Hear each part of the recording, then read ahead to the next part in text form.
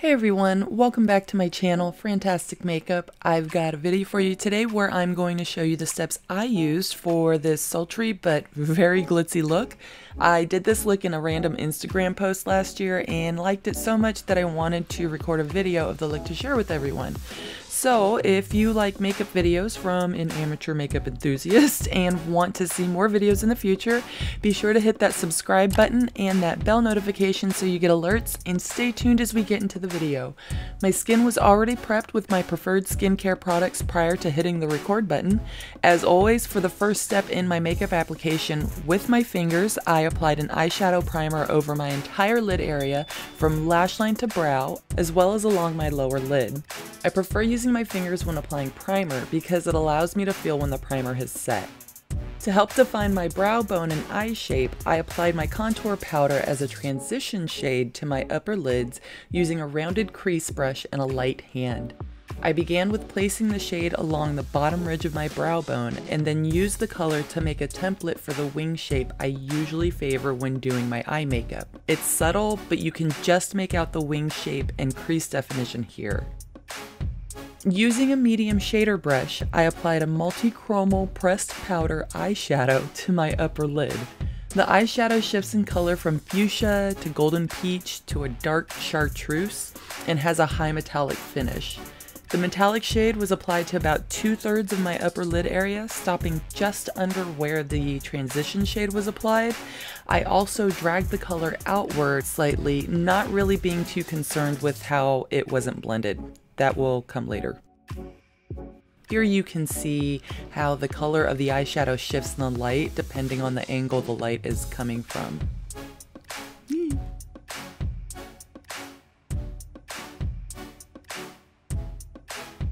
With a small tapered blending brush, I applied a rose gold or mauve eyeshadow to my upper lid. The color was applied as a sort of secondary transition shade. At least that's how I like to think of it. So the placement of this color was between the Multichrome color and my transition shade. My ultimate goal with this glitzy color was really to make a smoother gradient shift between the Multichrome and the transition shades.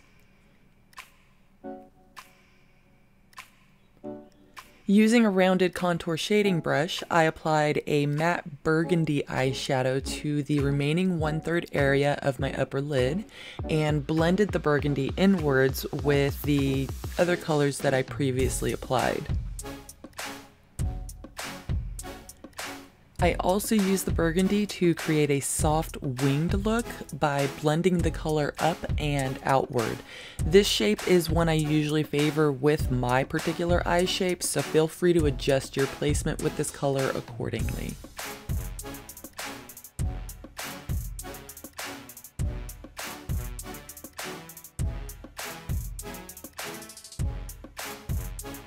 Using the tip of a mini flat shader brush, I then applied the Multichrome eyeshadow I started with to the inner half of my bottom eyelid and blended the color outward until about 3/4 of my lower lid was covered. I then applied the matte burgundy eyeshadow to the remaining area of my lower lid, blending it inward with the Multichrome eyeshadow until I had a smooth gradient starting from the inner corner all the way out.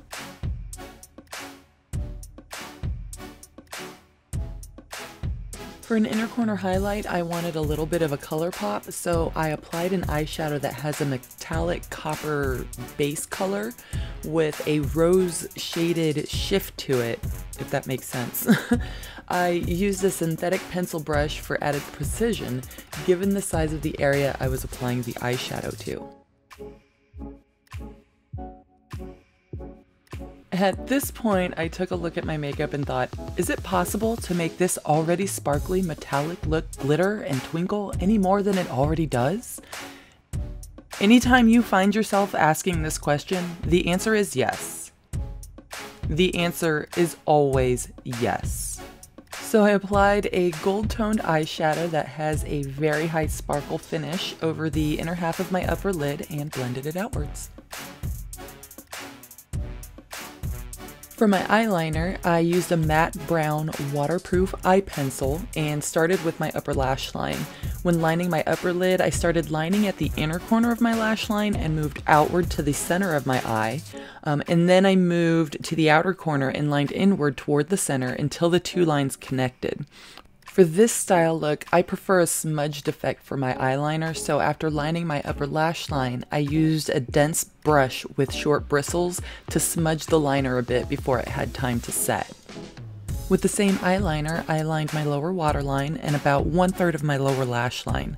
And then, with the same dense brush, I also smudged the liner on my lower lash line, dragging it inward to quote-unquote smoke out my lower lashes.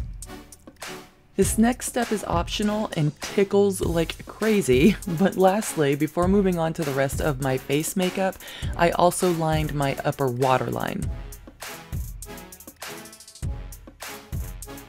At this point, I start to move on to the rest of the makeup process for this look, but not before getting a healthy dose of caffeine.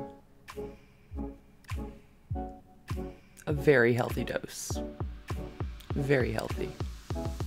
Back to makeup. For my foundation application, I used a flat top synthetic kabuki style brush and my preferred liquid foundation. After dabbing a bit of foundation on my face, I blended and buffed out the foundation until even. I usually just apply enough foundation until I'm happy with the coverage because I don't like the feeling of heavy makeup on my face. The area under my eyes needed a little extra TLC the day of recording, so with an angled concealer buffer brush, I applied a color corrector under my eyes. Next, I waited a few minutes to allow the product to settle into any fine lines, then patted out the lines with my finger to sort of enforce a smooth finish. Here, we'll pretend that I put in the footage of me filling in my brows. 9 times out of 10, I prefer to apply my brow highlight after I've filled in and shaped my brows as a way to clean up or hide any mistakes I made while defining them. So using a shadow blending brush, I applied a frosty pale beige eyeshadow that has a shimmery finish for my brow highlight. The color was first applied with a shadow blending brush to my brow bone, and then blended with my transition shade with the rounded contour brush I use in earlier steps. To contour my face shape and emphasize my cheekbones, I applied a contour powder to the hollows of my cheeks and to my temple area using the complete wrong brush for this step. The contour powder was then blended toward my hairline. For a cheek highlight, I dusted on a soft, shimmery highlight powder to the tops of my cheeks and blended the powder upward toward my hairline in a sweeping motion. For the last step with my cheeks, I applied a peach-colored blush with a light gold shimmer using a duo fiber face brush. The final step in my face makeup is setting powder. With a large face brush, I applied a translucent setting powder to my face, but only to places where I didn't already apply a powder product such as blush, contour, and highlight.